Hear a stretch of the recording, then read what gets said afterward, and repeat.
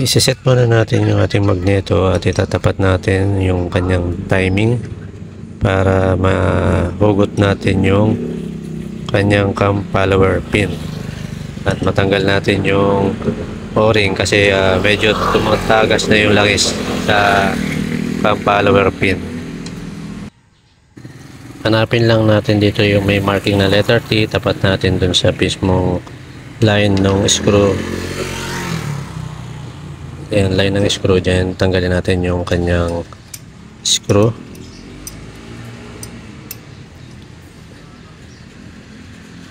Ayan, pag natanggalan natin,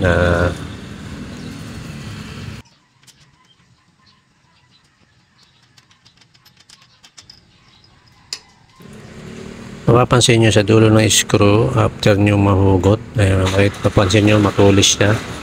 Ayan po yung kinakapitan ng cam follower pin. Then magpe-prepare tayo ng bakal or screw na kakasya dito sa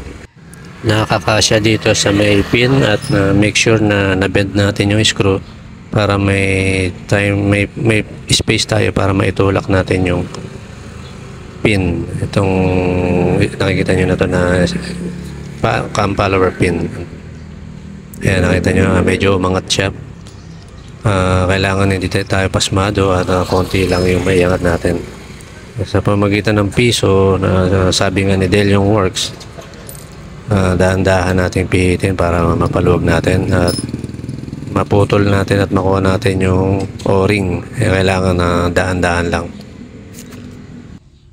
Kailangan lang natin mapalabas yung konti yung o-ring para masundot natin at maputol natin yung o-ring para madali na siyang matanggal. Tatalsik daw yan. Yan, kailangan konting-konti lang, magsumilip lang siya ng konti. Kaya kailangan dapat hindi siya pasmado. Pwede natin siyang gamitan ng screwdriver. Meron kayong screwdriver o lagari, manipis yan. Para maiangat lang natin siya ng konting-konti lang at sumilip yung o-ring. Kapag umangat na siya, nakita nyo na, gagamitan naman natin siya ng matulis na bakal or kung meron kayong matulis na screwdriver, sundutin lang po natin siya para maputol natin itong o-ring kasi malutong na po yan Ito pong o-ring na to ay inabot na siya na 6 na taon. Ngayon po na siya papalitan. Kaya makikita nyo dyan, umaangat na siya at malutong na siya. Kaya sundutin nyo lang dahan-dahan, pukpukin nyo lang ng konti para tuluyan ng maputol yung o-ring na yan. Yan, iangat nyo lang at alalayan nyo, baka biglang lumabas yung kanyang pin. Yan, dahan-dahan lang. Makita nyo naputol yung sobrang lutong niya, nagkaputol-putol na yung kanyang o-ring. Yan. Yung edad po niyan is 6 years na. 6 years na, ngayon ko lang siya napapalitan. Okay na, natanggal na natin ng o-ring at ang next step natin is lalagyan natin siya ng 2 ikot na teflon para umangat ng konti yung kanyang o-ring.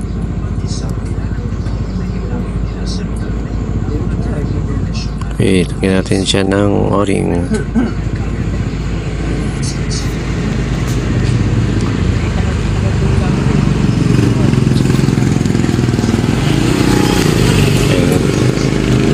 Ayos niya yung mga 2 ikot lang para hindi siya ganun kakapal. Isa.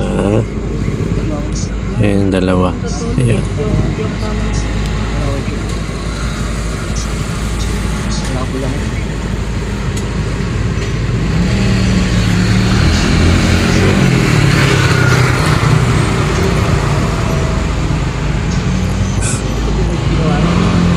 Yan, tsaka natin nilalagay ngayon yung kanyang o-ring.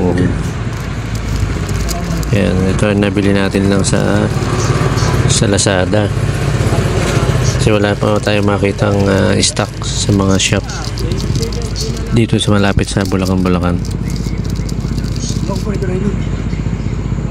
Yan, pag ipinasok natin yung o-ring, dahan-dahan lang natin, baka biglang tumalsik o mahugot yung kanyang cam follower pin. Okay, simulan natin, ano. Medyo mababanat dyan kasi bago pa.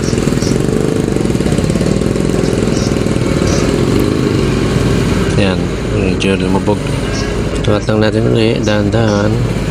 Pag natin hugutin at alalayan natin bago siya masalpak.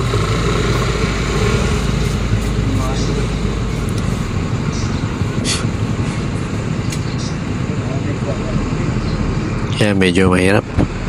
Medyo nahirapan ako at medyo kinakabahan pa ako, baka biglang mahugot yung kanyang cam follower pin.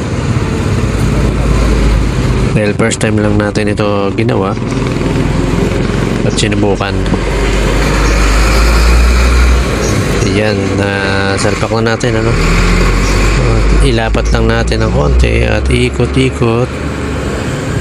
Then itutulak na natin siya paloob. Itapat lang natin yung kanyang linya sa tornilyo na pa vertical yung linya ng pin.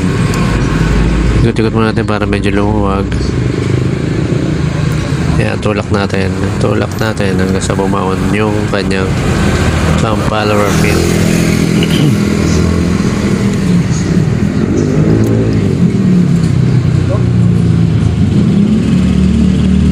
Pag ngayon ilalak na natin siya for final, ilalak na natin yung kanyang screw at para masubukan na natin kung tatagas ba siya o hindi.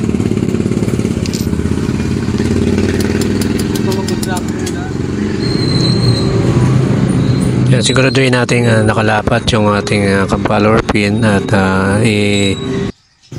higpitan natin itong mga tornilyo niya. Yung washer kailangan nakalapat ng maayos.